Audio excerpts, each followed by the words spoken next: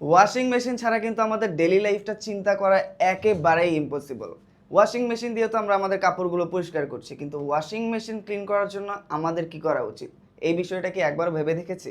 Washing মেশিনের মধ্যে অনেক ময়লা থাকে, গাদ জমে জমে থাকে এবং দেখা যায় যে ওয়াশিং মেশিন থেকে একটা দুর্গন্ধ আসে। কাপড় ধোয়ার পরেও কাপড় থেকে একটা ব্যাড স্মেল আসে, সাথে সাথে একটা গন্ধ থাকে এবং দেখা যায় যে সার্টেন একটা টাইমের পর ওয়াশিং মেশিনটার পারফরমেন্সও কিন্তু আস্তে আস্তে কমতে থাকে। এর একটাই কারণ, সেটা হচ্ছে ভেতরে জমে থাকা ময়লাগুলো আমরা ক্লিন করি না, এমনকি ক্লিন করার সঠিক প্রসেসটাও জানি না।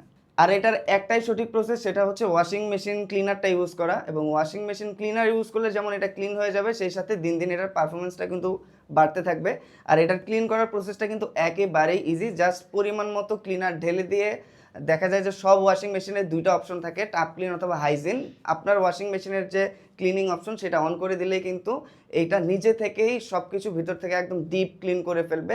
এখানে কিন্তু আমাদের এক্সট্রা কোনো আর এফোর্ট দিতে হবে না। ওয়াশিং মেশিন কিন্তু আমরা ডেইলি ইউজ করি এবং প্রতিদিনে কিন্তু অনেক ময়লা ভিতরে জমে জমে থাকে। তো সপ্তাহে যদি অন্ততপক্ষে একবার আমরা এই ওয়াশিং মেশিন ক্লিনারটা দিয়ে ওয়াশিং মেশিনটা ক্লিন করি, সেক্ষেত্রে কিন্তু ওয়াশিং মেশিনটা যেমন পরিষ্কার থাকবে, এটার পারফরমেন্সটাও ঠিক থাকবে এবং এটা কিন্তু অনেক দিন লং লাস্টিং করবে।